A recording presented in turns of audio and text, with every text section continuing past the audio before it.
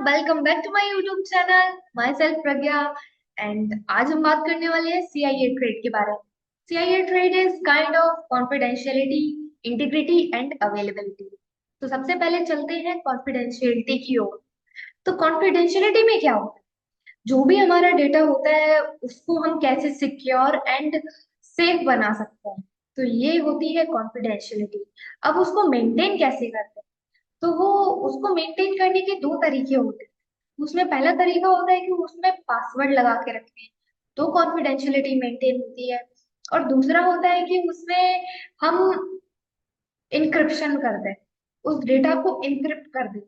अब इनक्रिप्ट क्या होता है कि उसमें जो कुछ एल्गोरिथम होते हैं, मैथ्स के जो एल्गोरिथम होते हैं ना, अपने डेटा को उन मैथ्स के एल्गोरिथम के कोड में कन्वर्ट कर देते हैं।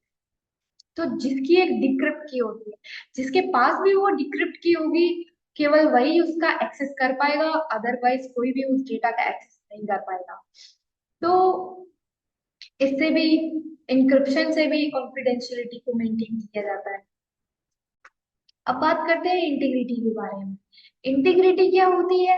इंटीग्रिटी में ये होता है कि जैसे मैं अपनी दोस्त को कोई भी डेटा सेंड करती हूँ, तो वो डेटा कोई और ना ले ले, उसका एक्सेस कोई और ना ले ले, उसको लीक ना कर दे कोई। तो ये तो होती है इंटीग्रिटी। उसको मेंटेन कैसे करते हैं? तो उसको मेंटेन करने के लिए हैशिंग का यूज किया जाता है। अब हैशिंग क्या होती है? हैशिंग बेसिकली डाटा का एक एक कोड होता है, डेटा की एक हैश होती है।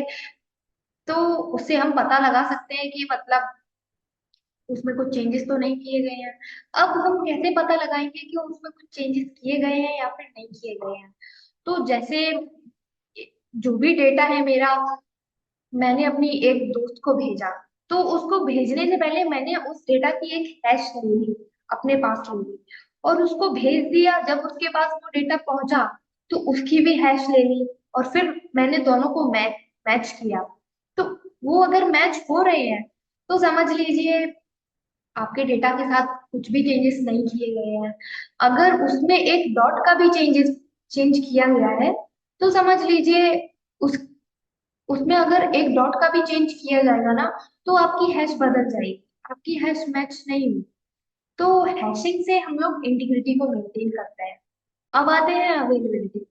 अवेलेबिलिटी में क्या होता है कि जो भी हमारा डेटा होता है, उसका एक्सेस हमारे पास हमेशा रहना चाहिए। जब भी जरूरत पड़े उस डेटा की, तो वो डेटा उस टाइम पे मिल जाना चाहिए, अवेलेबल रहना चाहिए। तो उसके लिए हम, उसको मेंटेन के लिए हम क्या करते हैं? उसको मेंटेन करने के लिए हम क्या करते हैं? तो उसके लिए होते हैं बैकअप एंड रिकवरी, जिसके यूज से हम हमारे डेटा का एक्सेस कहीं भी और कभी भी कर सकते हैं। Thanks for watching.